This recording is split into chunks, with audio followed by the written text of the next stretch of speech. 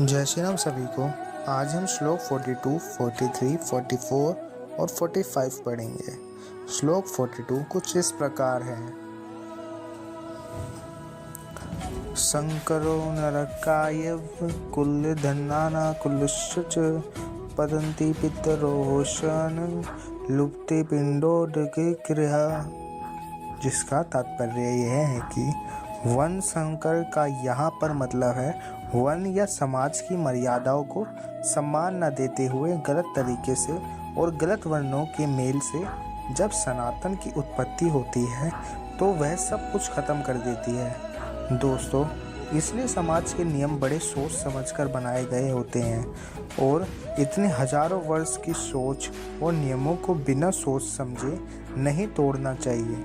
और अर्जुन इसी बात का वर्णन कर रहे हैं कि हे कृष्ण, वन शंकर कुल धातियों को और कुल के नरक में ले जाने के लिए ही तो होता है।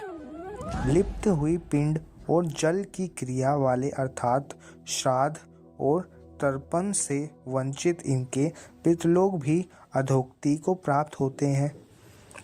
अगला श्लोक दोषरेत ही कुलध्यनान वर्ण शंकर काराके उता सदन्ते जाति धर्मा कुल धर्माश्रय शाश्वत रहा।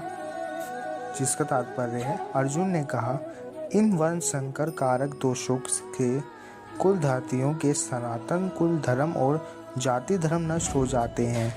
जय वर्ण शंकर होता है वहाँ धर्म का नाश निश्चित है। जैसा कि अर्जुन ने बताया, वर्ण शंकर की वजह से कुल के धर्म का नाश होता है और जाति के धर्म का नाश होता है। और जब कोई अपने धर्म का पालन नहीं करेगा, कर्तव्य का निर्वाह नहीं करेगा और समाज मनमानी करेगा, कोई नियम नहीं मानेगा, तो फिर समाज के रूप में कैसे रह जाएगा। समाज तो नाम ही कायदे और कानून का है, जहाँ सब सम्मान से बिना किसी डर के एक साथ रह सके। अगला श्लोक उत्तंसन कुल धर्माण मनुष्याण न जार्दन नरकेड्यंतवासो भवति तंत्र शुशुरम। जिसका तात्पर्य है, हे जनार्दन, जिनका कुल धर्म नष्ट हो गया है ऐसे मनुष्य का अनिश्चित काल तक नरक में वास होता है, ऐसा हम सुनते आए हैं। दोस्तों, महाभारत के समय कुल की मान्यता इतनी थी कि जब किसी कुल का नाश हो जाता था तो यह मान लिया जाता था कि अब ये केवल नरक में ही रहेगा। इसलिए कुल की रक्षा करना, उसके सम्मान को बचाना, उसका नाम करना इतनी बड़ी बात मानी जाती थी। अर्जुन ही नहीं, ऐसे हम भी सुनते आए हैं कि जो धर्म का कुल का सम्मान नहीं करते वह सीधे नरक को जाते हैं। इसे आप ऐसा भी मान सकते हैं कि जहाँ धर्म नहीं होता वो जगह अपने आप ही नरक बन जाती है।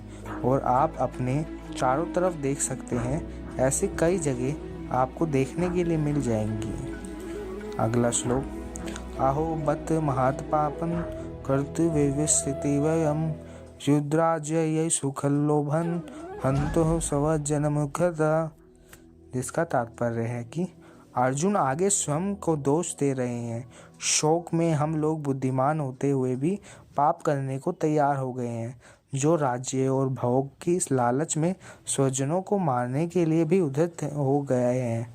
दोस्तों, दुर्योधन जैसे भी हैं, उसने जो भी निर्णय लिया, परंतु अर्जुन और उसकी सेना तो समझदार है। क्या ऐसा उनके लिए ठीक है? बेवकूफ़ का पाप शायद माफ़ भी हो जाए, लेकिन बुद्धिमान से बहुत कुछ की उम्मीद की जाती है।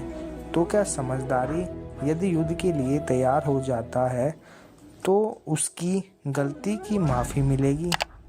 अर्जुन को लगता है कि माफ़ी नहीं मिलेगी।